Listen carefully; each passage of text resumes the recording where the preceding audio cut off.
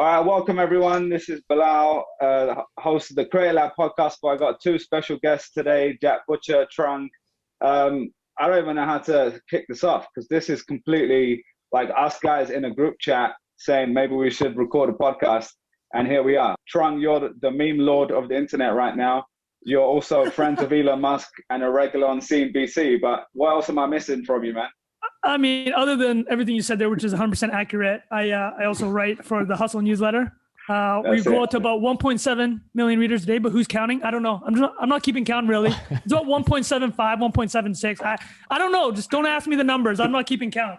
But yeah, I'm just here to have a good time, man. I think the thing you forgot to mention, Bilal, is we initially started a WhatsApp group about, we wanted to raise 20 million and start a company that would change the world. But after about 10 minutes of talking, we realized that wouldn't happen. So we're just going to do a podcast.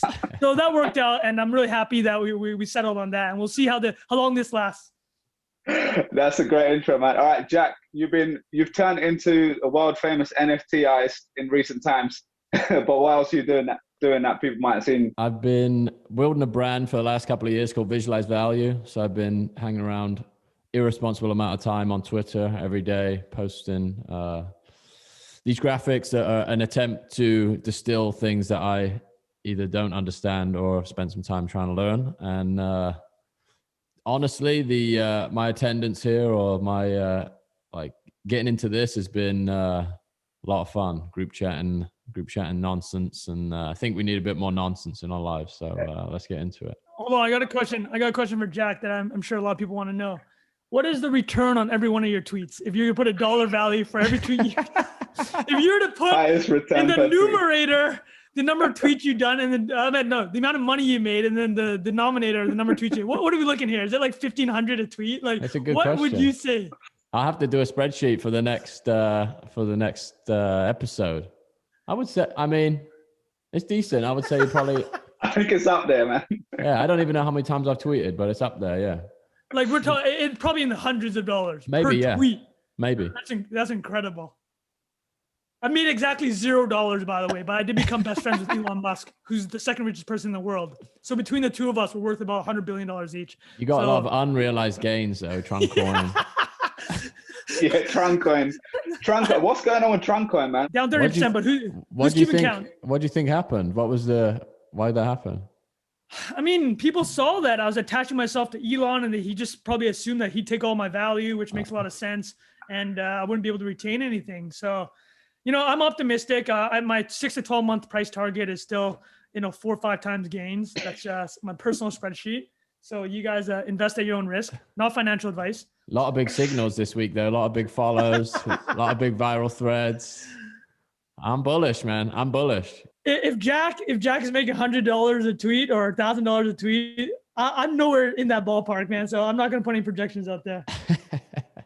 All right, boys. So let's get on to the first topic, right? Because you've already brought up Jack killing it on the NFT stuff recently. So Jack, why don't you tell us the inside scoop, man? Because I think a lot of us have been seeing it from the outside. So first of all, last year, you already killed it. You had a great year. You kind of grew Visualize Value. You've got like up to 400,000 followers across channels. You launched the education courses stuff. That's been killing it already. And then this year, what happens? Because this NFT stuff blows up. So take us to kind of what happened in the beginning of this year. Yeah. So what is it now? April.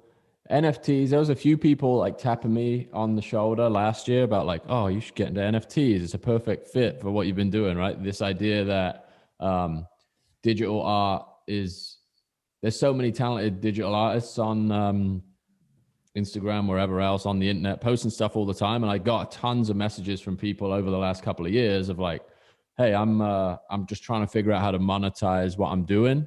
And even a year ago, it seemed sort of impossible. Even if you're an incredible talent, maybe you could sell a few prints. Here's a $15 print of this thing that took me a month to hand draw, right? And just not a feasible way for creators to monetize. So NFTs, blah, blah, blah. People keep mentioning this idea of NFTs to me. And I checked out the platforms maybe 3 or 4 months ago, and they're all crypto, deep tech, what the hell is going on? Really confusing. Starship enterprise UI. I was like, what the hell is going on here? Nominations in currencies I never heard of, all that kind of stuff. So I was like, maybe I'll just give it a pause for now. And then obviously the news cycle starts kicking up. Maybe it's probably like 2 months ago now, right? I can't remember when that Beeple auction was, but it was probably late February or so. And I was like, oh, maybe should I like take another look at this now? There's like all this surging interest. And I looked around again. There's this platform called Foundation, which is beautiful, easy to use. Like there's a bunch of like eyes on it, and it aggregates stuff. So I just thought, oh, I'll throw one up, one of my favorite old pieces, and use Twitter and like let people know I'm experimenting with NFTs. What do you think? And the first auction went like ridiculous. I had no idea what to expect, but it was obscene. And wait, how much? Wait, just let's get to what was the first one? How much did you make? Let's get to the punch. We're gonna first one sold for 30.888 Ethereum. Oh, how much is that? That was the first one. 33.888. Yeah. Oh Jesus! So that's dude, like hold on a 60 second. grand. I think you tweeted me or DM'd me, and you're like, "Hey man, I want to put this up." I'm like, "Sure, dude, sweet, awesome, good stuff." But then you also sent a picture of a Porsche 911, or was it was it a 911? Yeah. You're like, I'm going to buy this. And dude, all right, man, more power to you. It really exposing those DMs, dude. How close did this auction get you to that 911? Like, for real? How much was that 911 you're looking at? You could get a nice used one for that. For 60 grand? Oh my. 60, yeah. Yo, you're basically, you're the internet's, you're the digital artist version of Conor McGregor, man. You just speak things into the world. Well, also you got to pay tax on that, so you get half a good one. Well, that's only if you declare it. Yeah.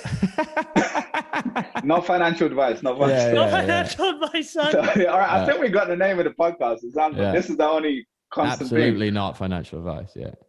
So you sold it for like 60 grand, because at the time though Ethereum was less, like was probably a grand or something. So yeah, it was about I think like market value in USD was about 54, 55. It's like 67 now.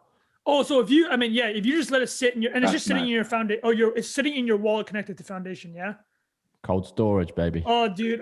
It's sitting underneath the kettlebell. Yeah. Is it under that red kettlebell right there?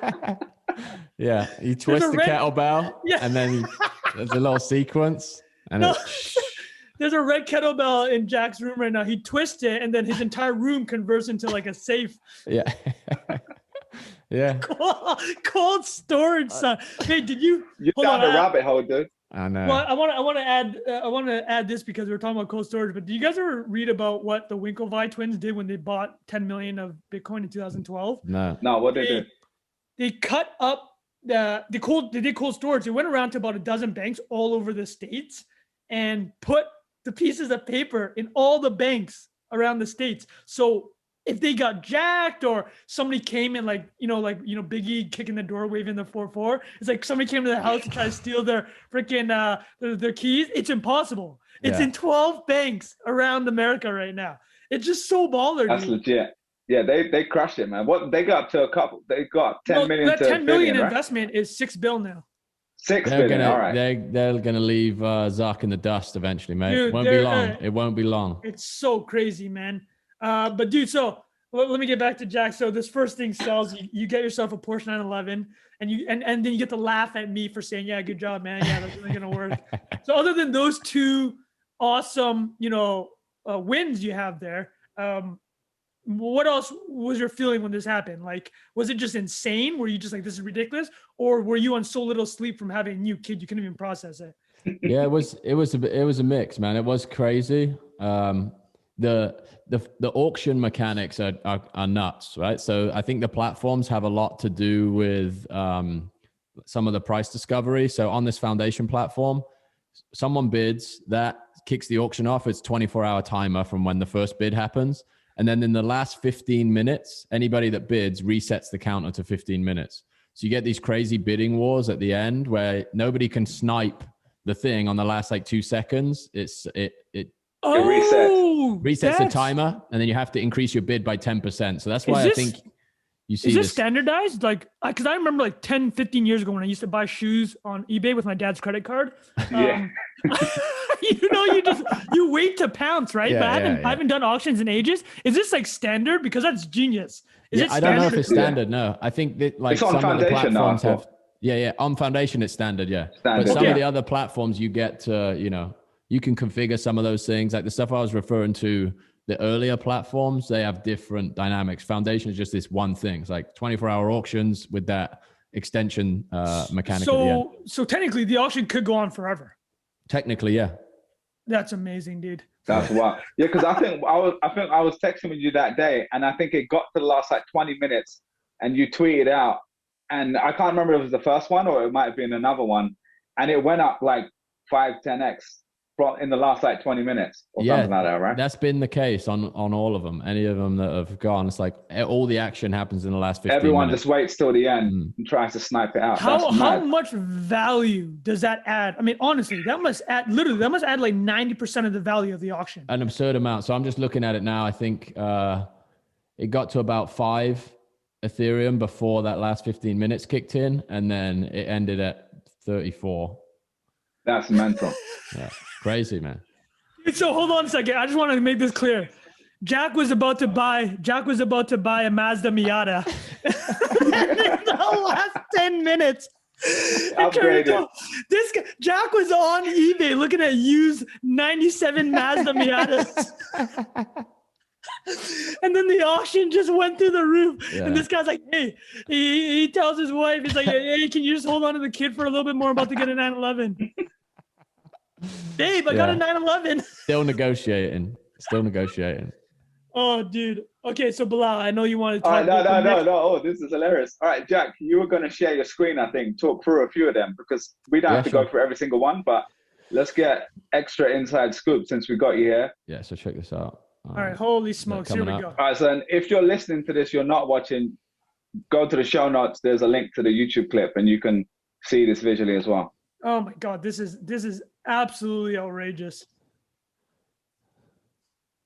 So this is the one we were talking about. And look, the auction, I mean, dude, there, 403 is really, I think, where it kicked off. That was 403 was the Miata, right? Yeah. Look, dude, this guy went from a Miata to a 911 in 44 minutes. Dude, what am I doing with my life? Wrong game, mate. Wrong game, son. All right. So then you go back to the listing page. The next thing was these packs. I did these like blind packs, like kind of like a Top Shot thing where these were blind, like you don't know what you're getting, and built this thing with a boosters. Here you go. So Bro, I built that's dangerous, man. You can't be showing the autocomplete on a screen record, son. That's a real dangerous move, dude. So I built this little site with these 10 cards. Before this was all locked, and then people just started bidding on the packs, and then I just minted the designs post. So then just assigned them afterwards. That was cool.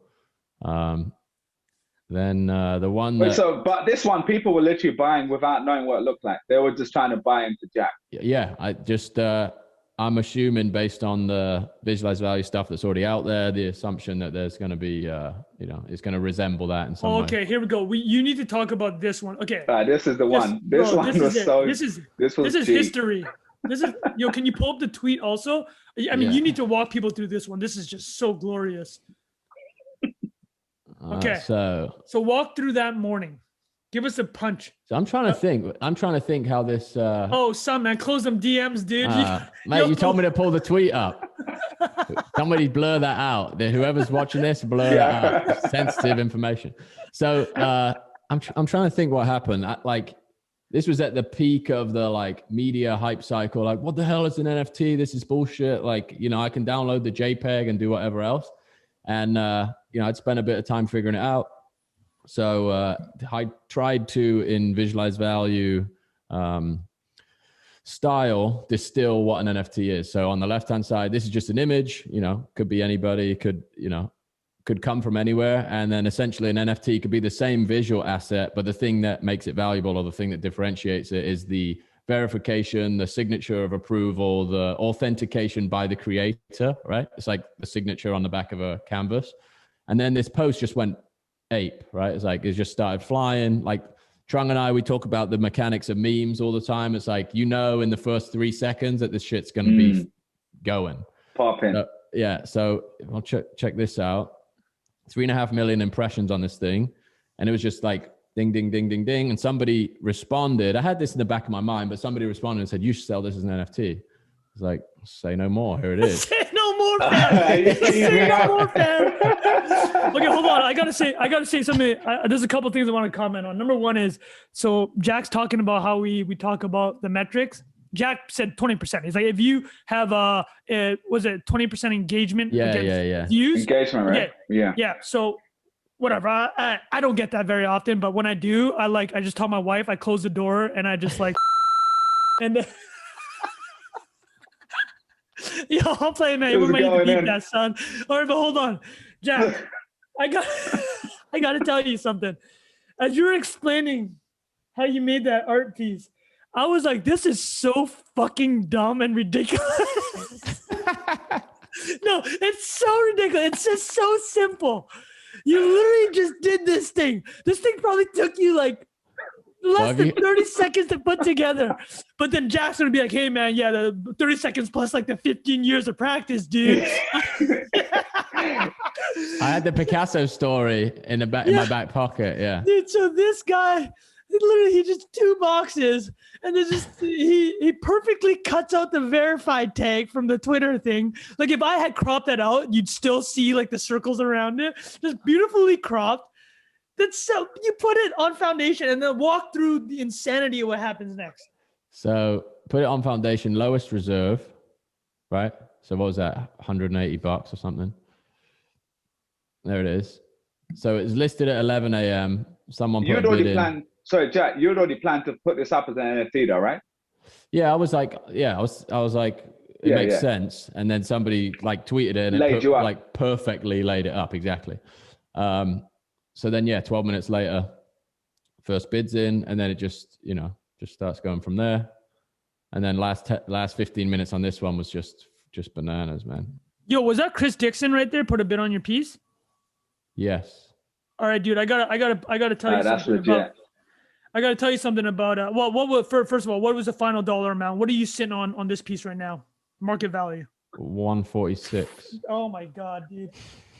Oh my goodness. Yo, okay. Hold on, fam. Hold on a second. I figured something out while you posted this obscenity. You want to know what happened on March 22nd?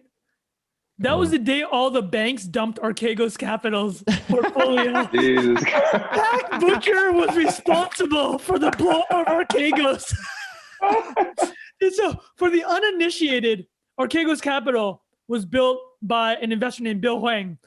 Bill Huang turned $200 million in 2013 into recently as just last month, a $20 billion exposure. If you add on leverage, a $100 billion fund. It essentially started blowing up on March 22nd. That's when all of the banks that lent him money did a margin call and sold them off. But that's irrelevant. The whole point here is this. The reason it happened now, the piece of the puzzle that has not been reported by Wall Street Journal and Bloomberg is that Jack Butcher put up a photo of 2 square white boxes and sold it for 150 grand. Trung DM me said, let's just roast Jack and his NFTs. He's been practicing this for weeks. Yeah, he's got a script there. Teleprompter. Jack, ready. Yo, Jack called the top of the market, fam. He just called it, son. It was, oh my God, this is mental. All right, so I'll be honest with you. This is honestly, it's amazing, man. It's like the speed that you did. What people don't understand is this. Jack's also a new father. How old's your kid, Jack? 7 weeks. Dude, you might be the most productive person on pat leave in the history of mankind. This type I don't think he's on pat leave. That's right. I think he's... I'm just saying. It's true, man. 7 weeks is outrageous, dude. It's outrageous. So applause, man, dude.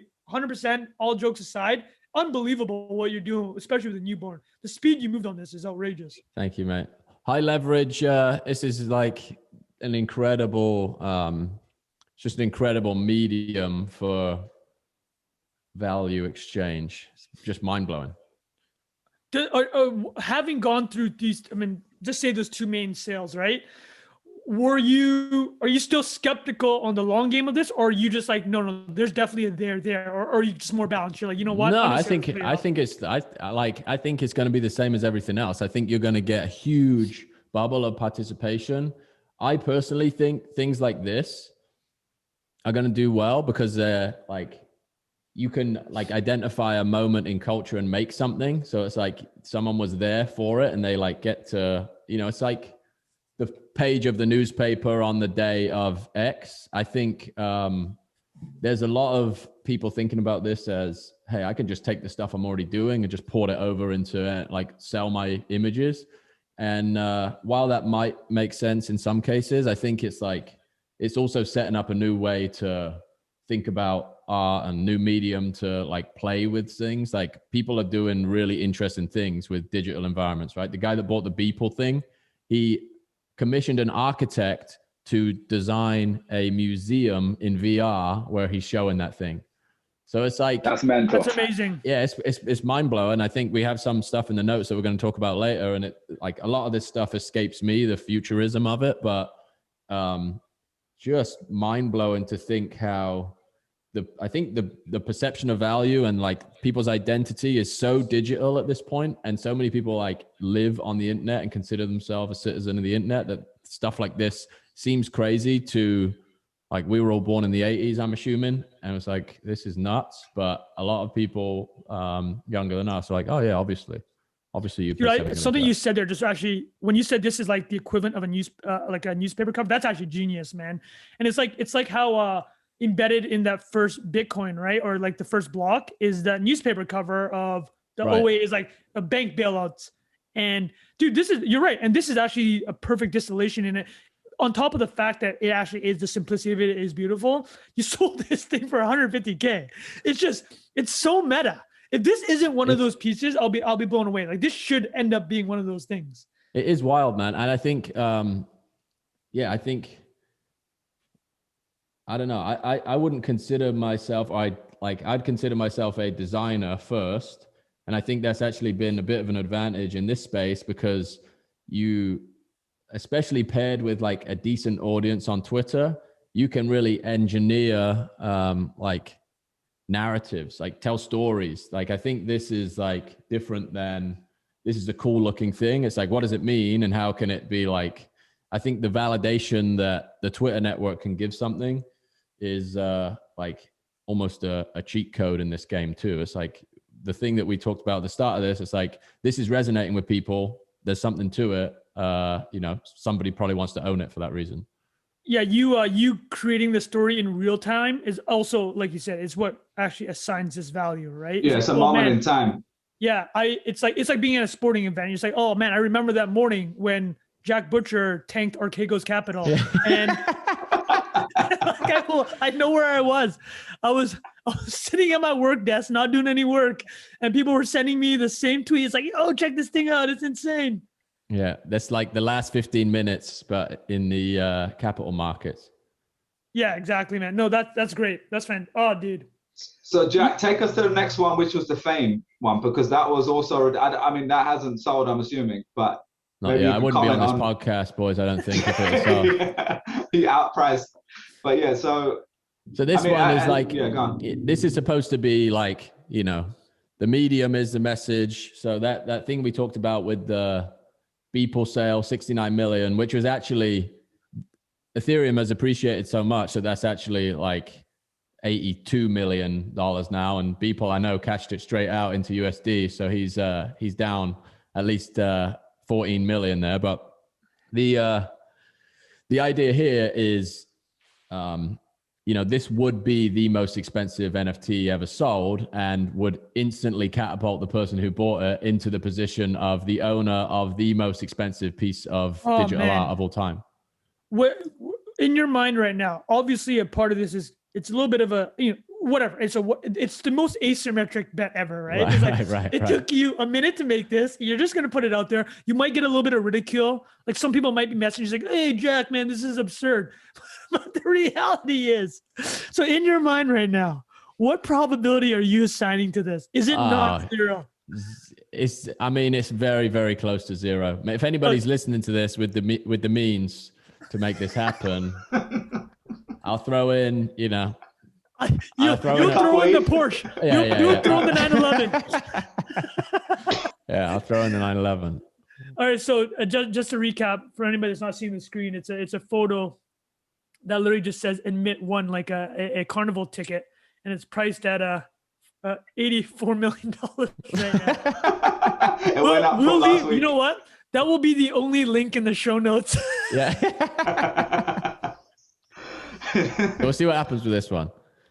Asymmetric. Yeah. And you know what? I bet it won't be the most expensive for much longer either. So it will be, there's only a short window where it remains relevant.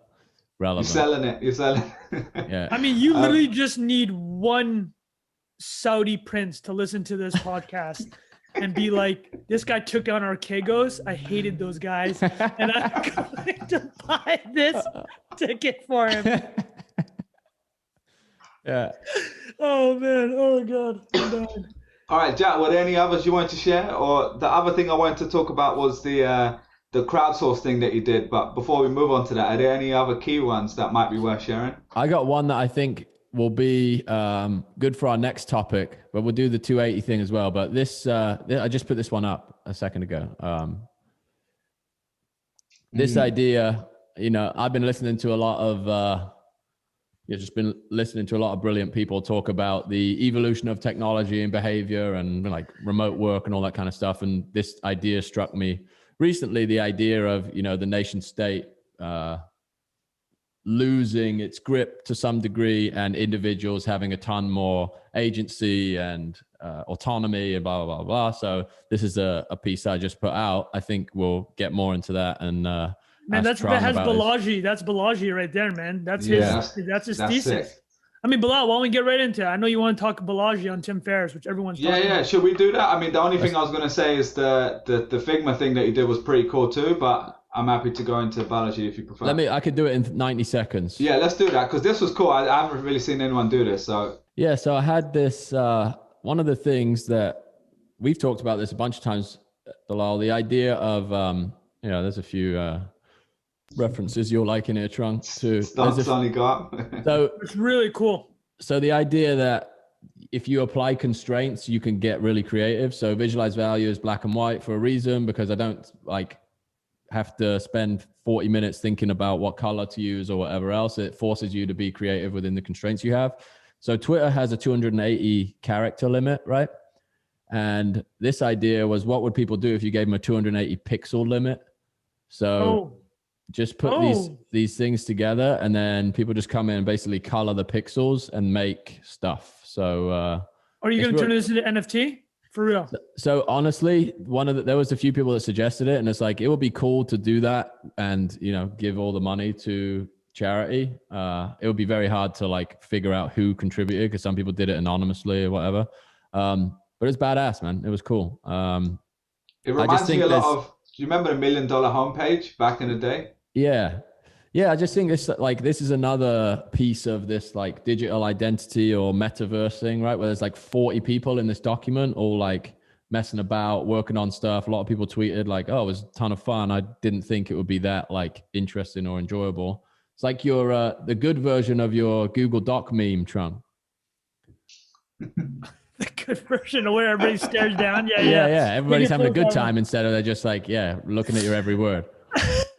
Man, so just for context, just did a stupid meme of there's a meme of guy staring at a girl in really menacing light, and it's just that's what it feels like when you're writing in a Google Doc, man, and you're on a deadline.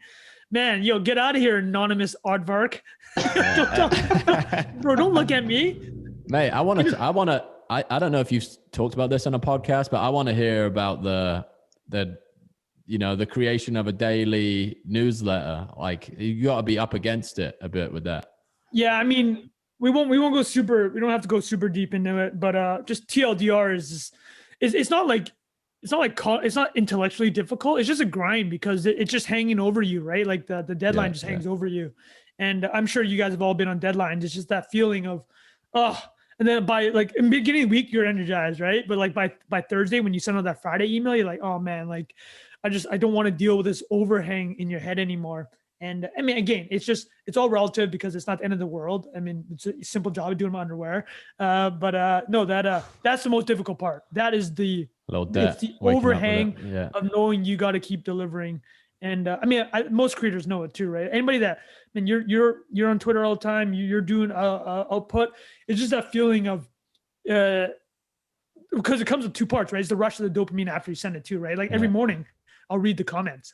And I actually only read the positive ones because the negative ones are just so dumb. How can you? They're so dumb. How can you not read the negative ones? No, dude, I don't understand. No, so we have three. So at the bottom of the hustle email, there's a pause. There's like this 3 smiley faces. It's like, So it goes into separate bins, right? And like, I just stopped looking at the negative ones just because 90% of the comments were just so dumb.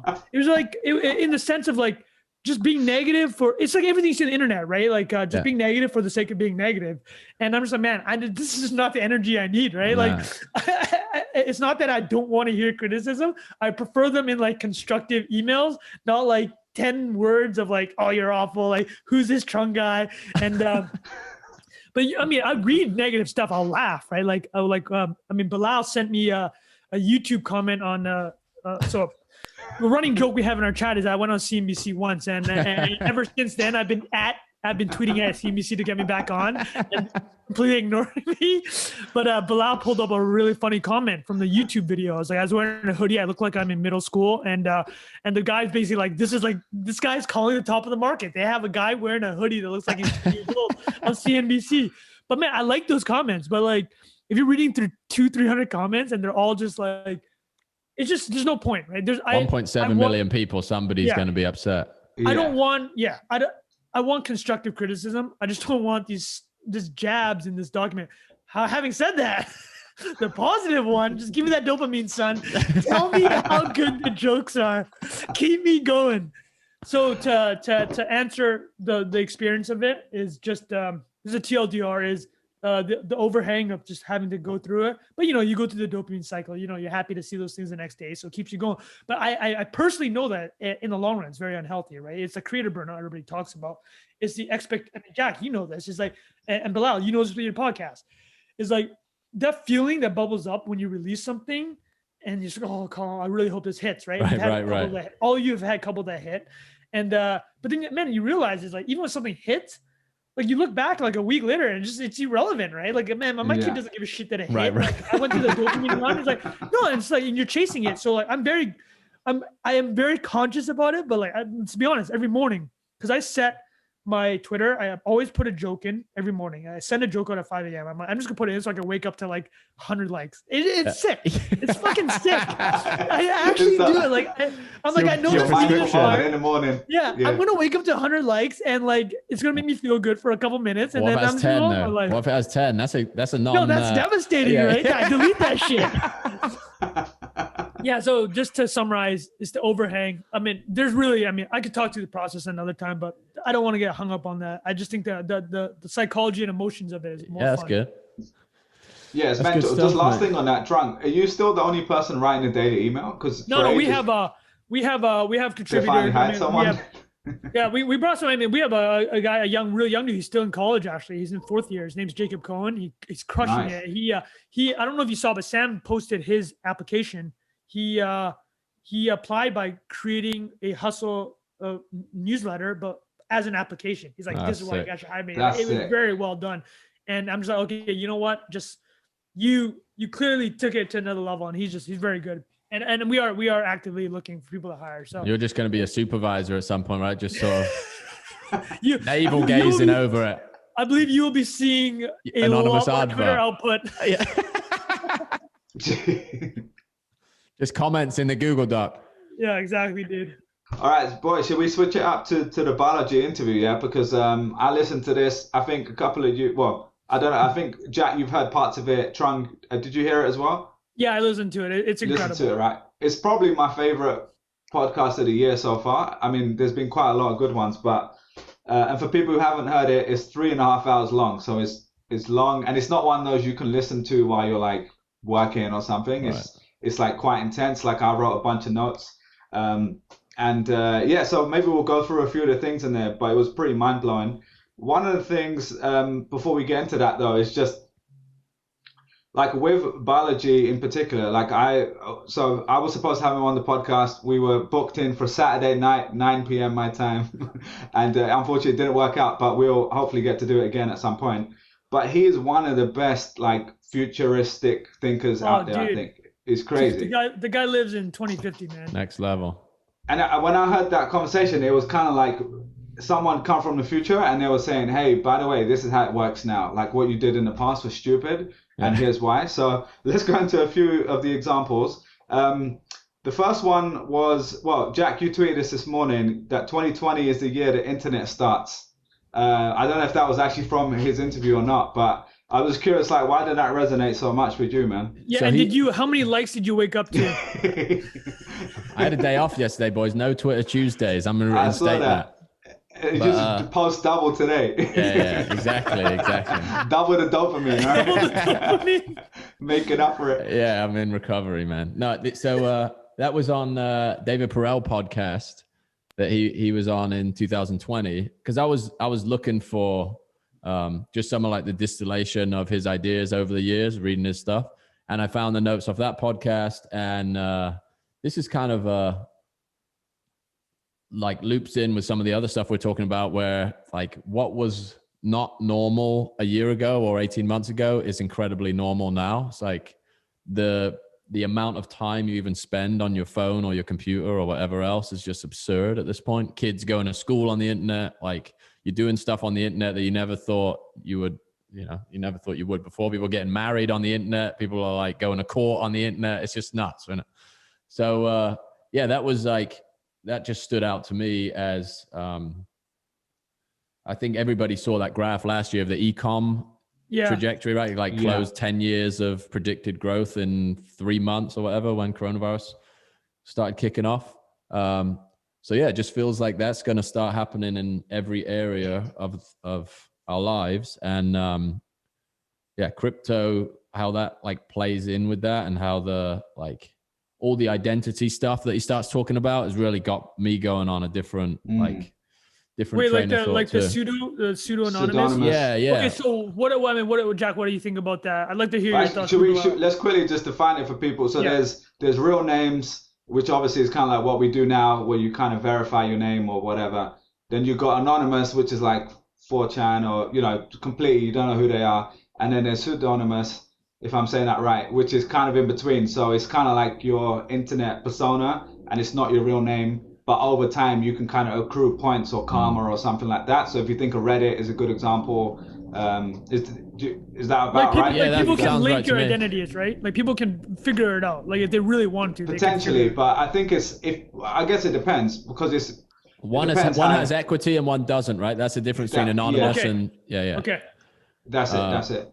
And I think like having a baby too makes you think about this. It's like, I reckon like in 15, 20 years time, I think we've talked about this, Trung. It's like, you're going to talk to your kids and be like, yeah, man, internet was a free for all. I could just like go on with like these 3 boys, have my name on the thing, was just saying whatever shit I wanted to say, and then upload the video.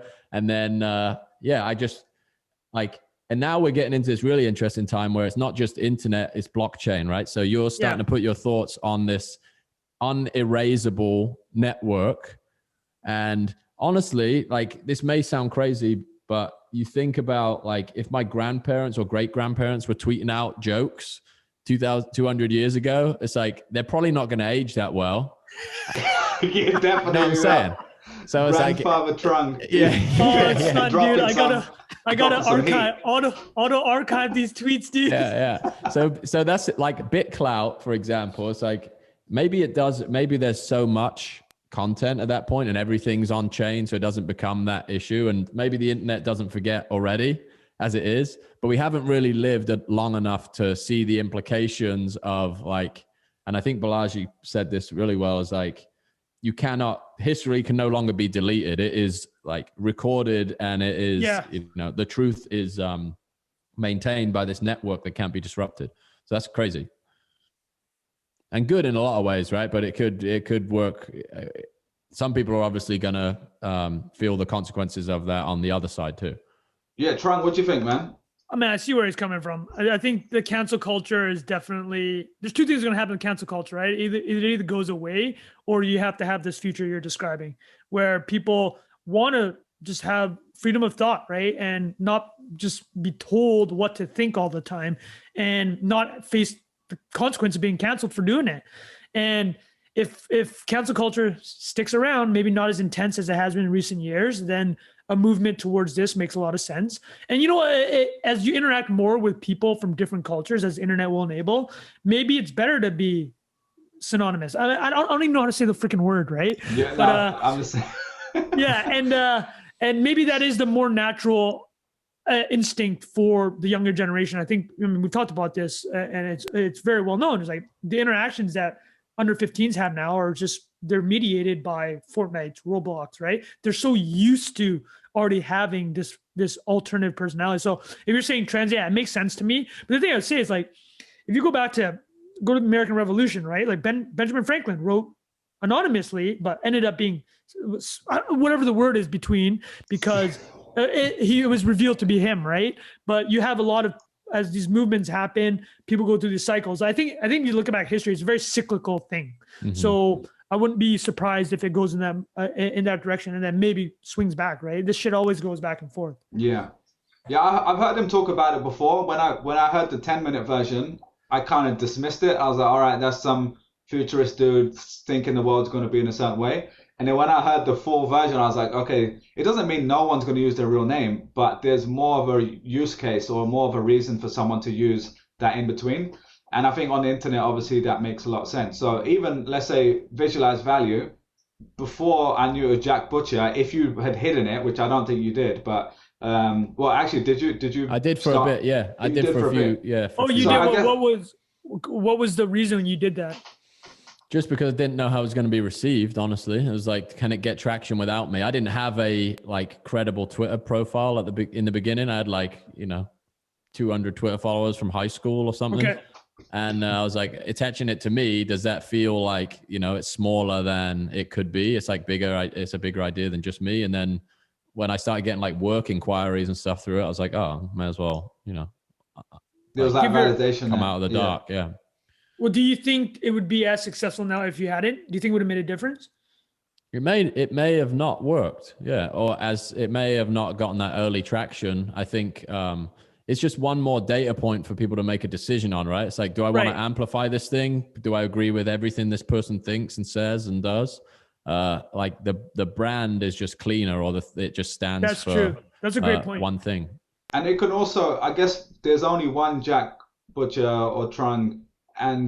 But you can have multiple accounts. So you've got at value, you've got at visualize value, you've got the meme account, and they are all kind of distillations of that umbrella of Jack now, because we know who you are.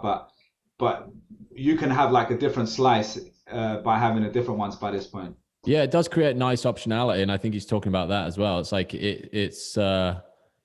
you can divvy up your identity or your thinking or the things you care about into things that better interface with the market, right?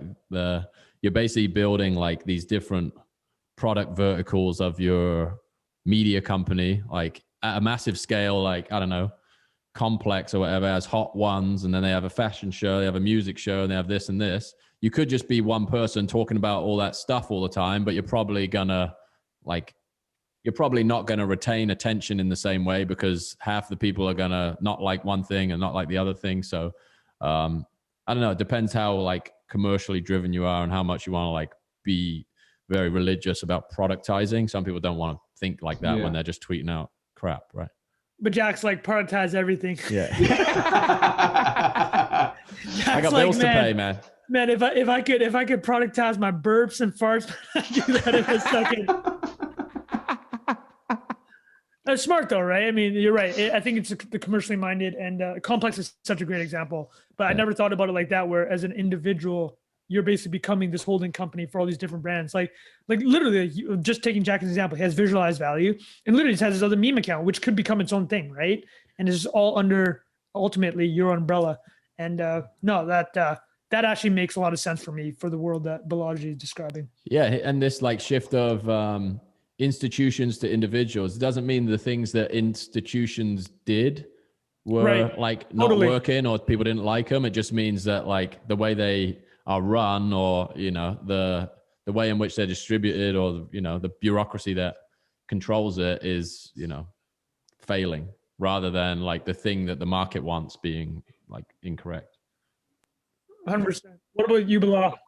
Yeah, the other thing I liked about it was he was talking about this new newsletter or something that he's launching, and or whatever it is, this new company. And there's got to be like tasks sent out to people, so you can like complete the task and you'll basically earn rewards, whether that's like paid through crypto or something else. I guess it'll be a combination of crypto plus like, I guess, status points in some way, or like a game. But you can then take that and say, okay, I completed these 50 Python tutorials. Now I can import this into the next thing, and now I'm eligible to apply for this job or something like that. So maybe that's not just what he's building, but he was kind of describing that, which I thought was really interesting.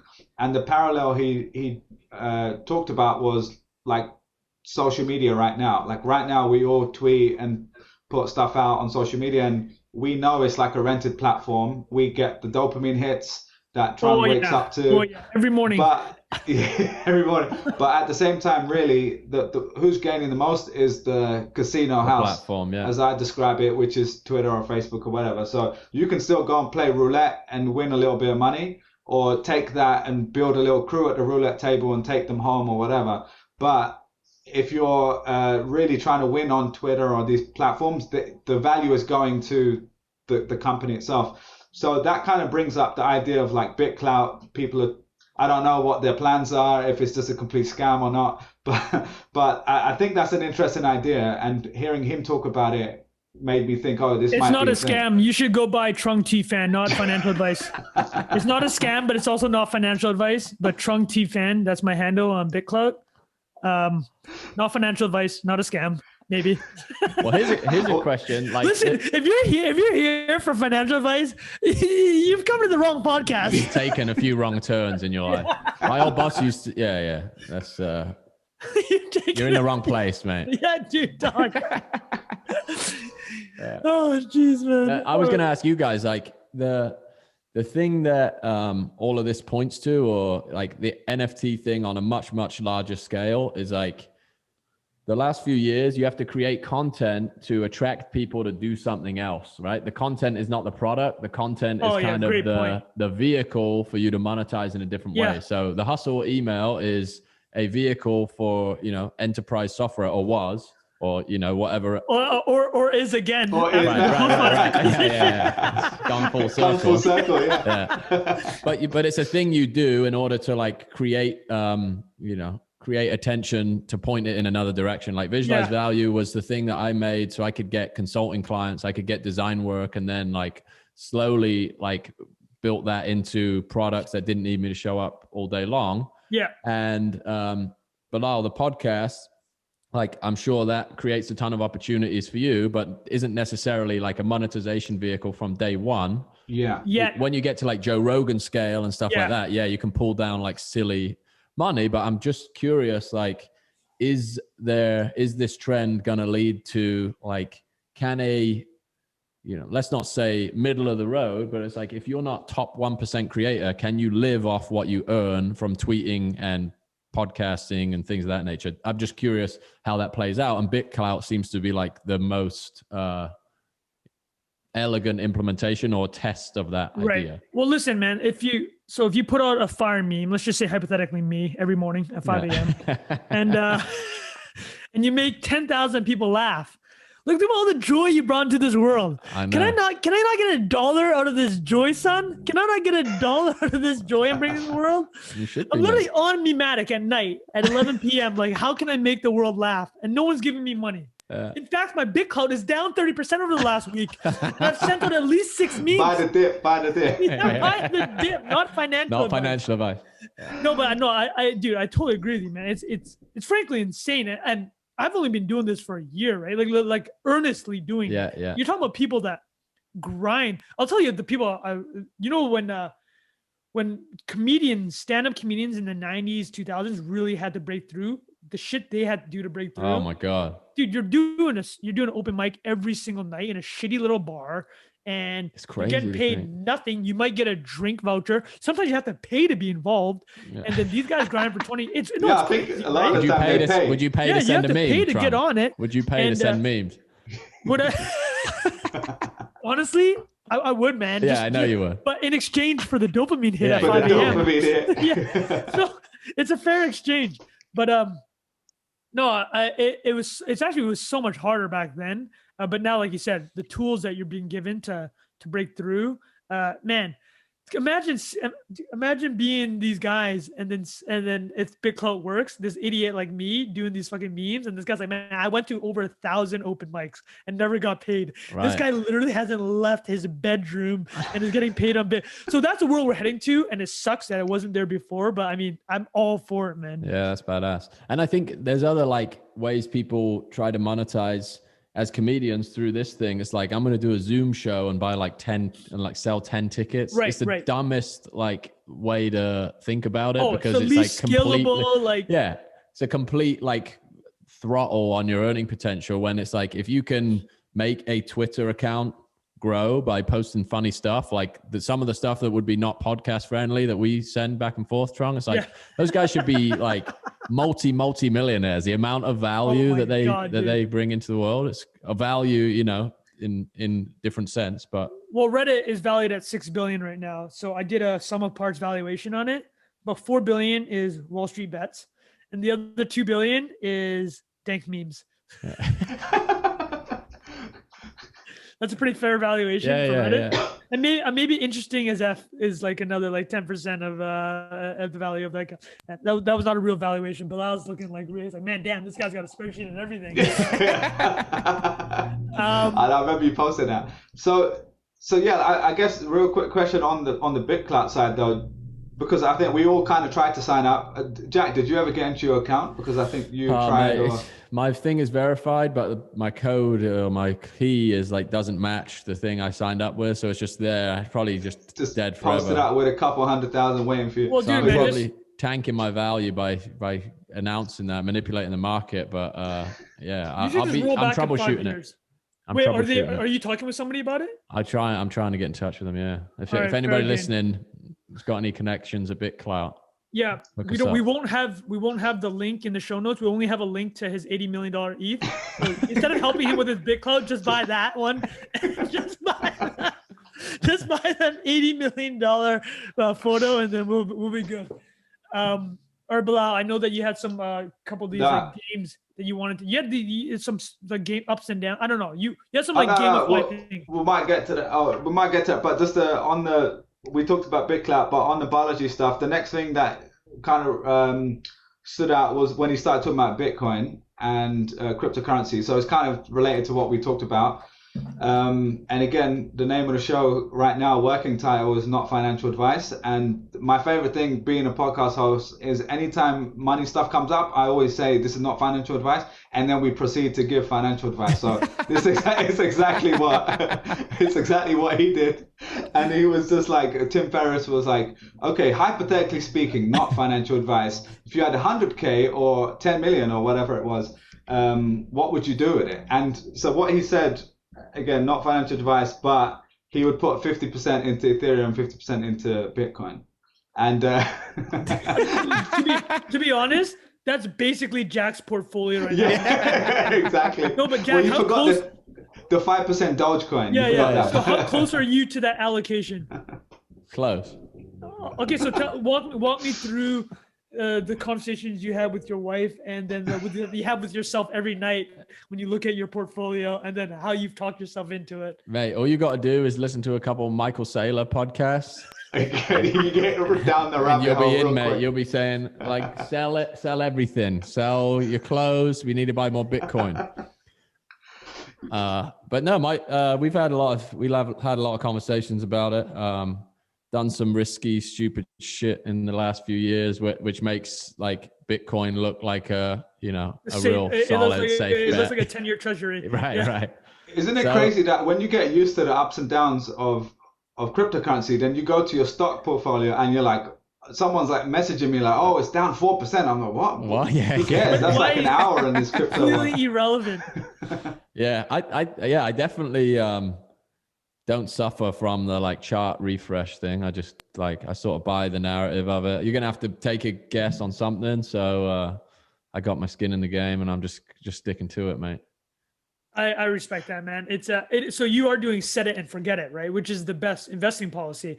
You're just setting it in something that's very untraditional, unless you're a Balaji. I mean, I have like won't be on the bones of our ass if both Ethereum and Bitcoin go to zero. It's still like a backup plan, but it's definitely you got a small cash allocation. Yeah. He's gonna try to barter his 911. Yeah, but we've been joking with Trung, who, by the way, you got to get you off zero, Trung. Right? I don't want to talk about it, but I have zero. I think that was the next agenda item we had. So I mean, we could talk about it. It's funny. It's funny because obviously, literally after listening to Michael Saylor on the Pump podcast, I'm like, okay, fine, I'll buy some Bitcoin, and I go on Coinbase, and this just speaks to how the perseverance gene in this instance was not strong with this guy right here. So I go to Coinbase, they're like, hey man, you're capped at $750 a week. I'm like, Jesus Christmas. I just want to buy, I'm like, all I want are 3 coins. Somebody just give me, I literally just wanted 3 coins. I'm like, I think this time it was like 30 grand. So I'm like literally texting my buddy in the States. He's like, I'm sending you a check. I know you got a Coinbase account. Just please buy me 3 coins. He's like, man, you can get like pieces of coins, and you don't have to get 3. It's like, I want 3. I just want 3 coins, man. Just give me 3 coins. I'm about to send this guy the check, and ends up not happening. And then that psychological thing where something starts rising, you're like, okay, it's too late now, right? That thing. So this was when was this, Trung? It was at 10,000. Oh, okay. So this, all right. I was gonna say, Trump just dropping 100 on this. You know what I mean with the psychological thing, right? Is like you're trying to get that cost basis, and everyone's just telling me, is like, dude, what difference does it make? It's gonna go to 500,000. Like you still have 10x to run. I'm like, it doesn't matter. I could have had 60 times, man. I could have had 60. So there's literally that mental block, and in between that mental block and the preceding 4 months, I made some really questionable investments. So I need those. Let's talk about some of those too. Get in on Doge. I need those to get their ways. I need kind of those to show me a little bit of action. No, but I mean, I know I'm eventually going to have to do it. The fact that I haven't is just ridiculous, right? Wait, so how did you get your because Bitclout, did you not have to put some in, or you just logged into Bitclout? It's weird. Somebody did it. Somebody did it for me. Somebody's like, hey man, you got to set up Bitclout. And I'm just like, oh God, I'll Venmo you, man. He's like, dude, don't worry. Like, you're like busy by letting me begin it. Basically, I just give somebody an allocation to get in there. And so if this thing rips, like the value that he put in, it's just gonna be like way more. But yeah, dude, I'm a total noob on this stuff, and I didn't get an iPhone until like 2013. So this is like par for the course, man. That's crazy. And well, Jack likes to joke, right? Like, I'll be the guy like begging you guys to let me in the Citadel in like 10 years. Hey guys, I'm so sorry. Street jester. Bro, we did a podcast once, like 10 years ago. Like, can you just let me in? Hopefully, actually, I'll get yelled at after this, and I'll finally put some money into it. Oh God. Hey, I think Bitclout could be the on ramp for you, mate. You get a meme ripping. Yeah, there we go. Right. I'll just depend on that. Oh, Balaji is not going to be impressed by what he just heard, man. So we got the other thing to mention on the Bitcoin stuff is he talked about the US and China, which I thought was quite interesting because, like we all, I think, have grown up watching films of the US government and like, as he described it, and then you think, oh, they're like all powerful, whatever. And then he says this one line, which is something along the lines of they couldn't even mail out checks on time, right? Like, and that kind of stuck with me because I was like, okay, yeah, of course they're going to come for you if you do something wrong, and I trust them to do that. But when it comes to actually clamping down on, say, Bitcoin, I think the only way they're really going to be able to do it, as you said, is like through regulation. Whereas China maybe has a slightly different approach where they've got a little bit more control. There's a bit more surveillance going on, so they could actually clamp down it in a different way. But the way he described it was he thinks there's a 100% chance of this happening, that the US government will have some sort of regulatory attack. So again, curious to get your guys' take on that. Do you think, what do you think about that? Do you think that's going to happen? Well, me and Jack have actually talked about it. I'll sum up my kind of TLDR super quickly. Is just, I mean, they will, as inept as they are in a lot of things, like mailing out checks. But Bilal, you brought it up, is like they will literally come after you or ruin people's lives over tiny fines, right? Like they'll ruin somebody's life for like $1,000. It's happened before. And the IRS will literally hunt people down or audit people over like a $500 missed or $1,000 missed payment, right? Like it's happened. There's stories about this. Even though they're understaffed, there's always these stories of like really small misplacements where resources are still hunting people down. So I was just like, man, I just find it hard to believe that they're not going to do something when there's literally a parallel monetary system growing that they have zero control over. And the Coinbase actually is going to be their choke point, in my opinion, right? It's like Coinbase it's a US company. It's based in the United States. It operates by US laws, and it's funneling all these trades, right? So the US kind of has a choke point now where they can do stuff.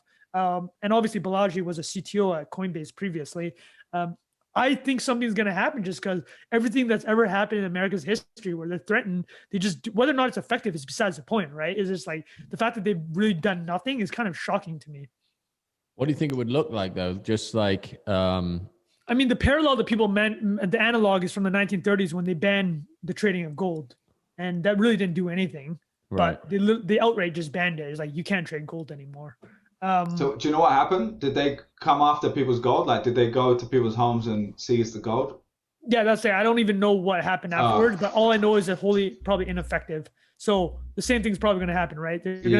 I could see a coordinated effort between Canada, EU, and let's say Australia and the Five Eyes, right? The Five Eyes securities, the Western nations. And like, hey, listen, we're going to ban all trading of cryptocurrency, right? Let's say they coordinate that. Crypto goes down Bitcoin goes down 50%, but then everybody starts to realize in the aftermath, they're like, well, actually, it doesn't really matter that they're doing this because there's going to be other ways. It's like blocking the stream one way. It's going to find a way, right? It's like the little dinosaur in Jurassic Park. Life's going to find a way. And I'll add the last point because you guys will laugh. Like part of me not getting into Bitcoin is like, I'm waiting for this thing to drop so it just sells off by 50. Famous last words, man. Yeah, I think I've also been down the Sailor rabbit hole, also the Pump rabbit hole. So Pump sends an email every morning, and I'm impressed every day he finds a new way to talk about what's going on in the markets, but especially a way to somehow spin it in a way that I'm like, I need to buy more Bitcoin this morning. So that's how I feel every time I read it. In fact, I listen to it when I make my coffee, and like the caffeine kicks in, and I'm like, all right, let me whip You're this on out. Coinbase. Right, you're adding to your allocation. Scanning in. But yeah, so talking of that, let's talk a little bit about Coinbase because you just brought it up there. Sorry, I said Coinbase like my uncle from Pakistan there. That was funny. Coinbase, that was funny. Coinbase. Coinbase trading at Coin is going to be on NASDAQ in the next few weeks, I think it is. But their numbers just came out. Oh, they're stupid. They're stupid. Yeah, Trung, let's hear the breakdown, man. So the numbers I heard, the high level, 2020's revenue, $1.3 billion. Q1 alone was $1.8 billion. Yeah, it's 10x year on year. They went from 30 million profit in Q1 2020, and it's up to about 800 million now. Somebody did a really good thread. It skipped my mind. I have to apologize, but basically they're larger than the NASDAQ and Intercontinental the Commodities Exchange, ICE. They're already bigger than those other exchanges. Crazy. It's completely outrageous. And what's funny is that I contributed zero to those trading fees. So I don't know how this happened. Because man, dude, this company would be twice as big if they just let me, if they just upped my cap. $750 they got a list Tron coin in Coinbase app. Yeah, it's crazy, dude. It's actually crazy. It's nuts. I'm actually speaking with Gary Tan, one of the early investors, Monday, right before the direct listing. So I'm going to ask him like 5 or 6 lessons he was one of the early guys, right? Like early investors. I just want to know, like, when you're there, just download on me what made this special and what I did wrong in the past 6 months personally in my life. So yeah, Trung, you mentioned a number. So there's 56 million users. That's larger than almost every global bank, every payment gateway. So that includes like Square, Venmo, and the major stock trading platforms like Robinhood. This was from Ramin. Ramin, there's a Twitter thread. Yeah, that's Ramin, the Twitter thread. All right, I'll share that. Yeah, he's great. Yeah, he's dope. What I will say is this: I mean, you guys know the value of users. Let's say that crypto trading completely blows up. These guys got 56 million accounts. They can literally just start opening checking accounts and lending people money and like. They're already doing a lot of that. Oh, they're already doing all that, right? Yeah, you can all borrow, these financial services. You can borrow 33% of your Bitcoin balance in fiat. So basically, they're going towards where Square and Venmo are, faster than Venmo and Square are going to them, right? I think they. Another good link we should chuck in the notes. Mario Gabriel's S1 report on the Coinbase from the generalist. Yeah. What I think they maybe I'm remembering this. I think 11% of crypto assets are like custody by. By Coinbase. Oh, dude. Oh my goodness. That's the other big one is just the custody. Because if you think of like we're retail investors, but then Jack might not be a retail investor. For long. Jack long, man. That family office coming soon, but yeah. That was before NFT, dude. He was a retail investor before NFT. Well, the not financial advice rolling fund is going to be launched. That's true. Yeah. But yeah, so we've got the retail investors, but then we've got all the institutional investors, the hedge funds, all those dudes, and they don't want to be like doing cold storage like the way Jack and I have. Yeah, like they don't. There's only so many dumbbells you can buy and kettlebells, right? Exactly. Yeah. So they want proper storage, right? Your Coinbase is. I mean, yeah. Coinbase, they're gonna have insurance, and then there's also like BlockFi does similar stuff, and they're starting to bring out products like Jack said, where you can say, let's say you've got $1 million worth of crypto just sitting there, you can just lock it away. Put in hodl mode basically and not touch it, so you don't. And there's actually literally an app that I use that has a thing called hodl mode, so it's quite funny. But and that's probably the best thing to do if you're in that situation, because you're otherwise going to be like looking at the numbers going up and down. This way, you just lock it away. But then you can then borrow on that. So I think someone like Pomp, I think I've heard him talk about this, where 95% of his net worth is in Bitcoin, not even crypto, just Bitcoin specifically. Dude, he's a legend. It's so funny. He's a maximalist. I think it's 98%. I think when I started, when I had him on the podcast, it was probably like 60%. 50%, and then it's gone up since then. So it's pretty crazy. It's 99.9%. He's not even listening to the Balaji portfolio, man. He's like, yo, I'm good, man. You know what, Balaji? You do your portfolio. You do you, man. I'm gonna do me. I'm gonna go 100%. I mean, it's pretty crazy. So that Coinbase, again, not financial advice, but from your CFA background and MBA background, Trung, do you have any sense of like what the price is going to be when it goes live? Like, what are they aiming for? I mean, can we talk about how irrelevant those two designations are based on the fact that I don't have any Bitcoin? Like, that was why I was rubbing it in. But I could take the CFA again. I could have two. I could put Trung Phan CFA behind my name twice. It wouldn't freaking matter. I own 0 Bitcoin. Like, I'm a joke, dude. This is the therapy part of the podcast. Dude, oh my goodness, man. If you had listened to don't listen to me, man. No, not advice again, but do you know like roughly the market cap is supposed to be going? Oh, it's 100 bill plus. But with the number, right? Dude, this was 100 bill before they put their dick on the table with this secure update. Brian Armstrong literally just put his balls on the table and going to dude, they're gonna double. It's gonna be $200 billion. I'm calling it right now. It'll be a $200 billion direct. Actually, no, it's a direct listing, so probably less of a pop. It'll close the first day at 150 billion. Heard it here first. I'm going to own 0 of it. No Bitcoin and no Coinbase for sure. All right, so yeah, that'll be interesting. Maybe by the time this comes out, it might be around when the IPO 14, happens. Yeah, I mean, listen, who knows? Maybe we decide to can it because of all the screenshots, the sensitive screenshots that Jack put up there. I'm going to turn the tables on your ass. I'm going to ask the question here. All right, what are you looking at this week that's flying high, man? What are you hyping? No, I say up or down. I say go down, and we'll talk about WeWork because I already prepared for it. Okay, no, go ahead. but no, seriously though. So we all know the story from WeWork, how much of a shit show it was last year. But what's been cool is that a documentary has come out on Hulu. So did you guys see this yet? Yeah. I've seen pieces of it. You've seen clips or whatever, yeah? So this is a crazy one because, so again, on full transparency, I don't want to shit on them too much because I have mixed feelings about this. You've also interacted with management. Let's not bury the lead here. Yeah, I'll say, so I worked with Miguel a little bit, like one of the co-founders, more than Adam. I've met Adam, but just like briefly, when he was like fist pumping in a rave, pretty much. Have you washed your hands since you shook his hand? Have you still washed it yet? I just wear a glove forever, yeah, to protect it. And I will say, all jokes aside, Miguel has always been super nice, and like I think he seems like a good guy. Adam, I don't know personally, so yeah, I don't know, but like the documentary didn't paint him in a great light, based on like some of the lying and some of the stuff that just seemed kind of fishy, and it just seems kind of crazy. So yeah, I guess I'd love to get your guys' take on the documentary. Was there anything that stood out to you guys? This wasn't related to the documentary, but this will be my thought for this one. Something that I've been noodling on. It's very unformed, but I've noticed with Elizabeth Holmes and Adam Newman, neither of them are on Twitter, and right, so they don't go through the stress test of. Not to say that everybody on Twitter that's in tech, if you think about it, those like a lot of people are very active on Twitter. Right? Aaron Levy, Box's CEO, Austin Allred from Lambda, very active tech personalities. They're putting their thoughts, stress testing them all the time out there, and making themselves vulnerable to getting called out. Right?